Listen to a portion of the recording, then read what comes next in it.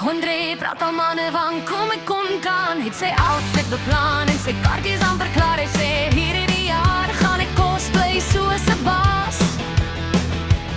Maar toe launch daar nuwe games en toe sit hy weer vas.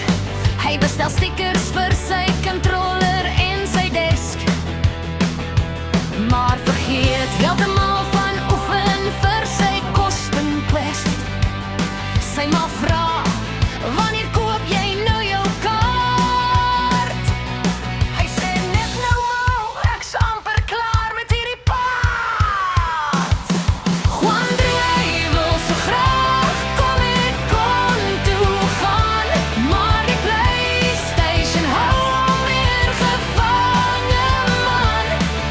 Elke keer as hy wil regmaak en hy gaan vir die dag, dan roep die game net one more match en hy sit weer plat.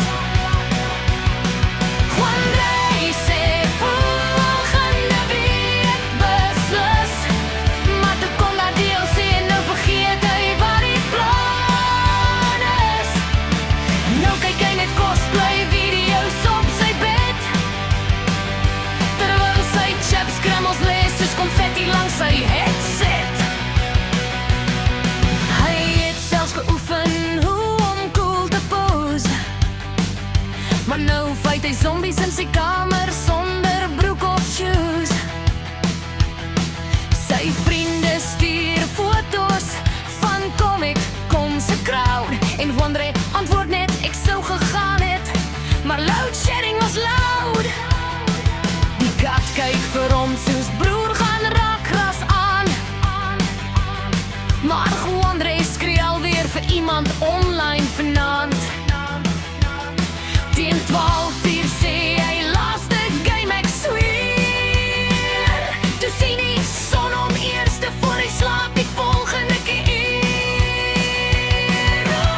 Nou lê sy cosplay outfit nog in 'n kas, met stof daarop en een glif wat weggeraak het vas. Maar diep binne droom my nog elke jaar dat hy eendag Comic-Con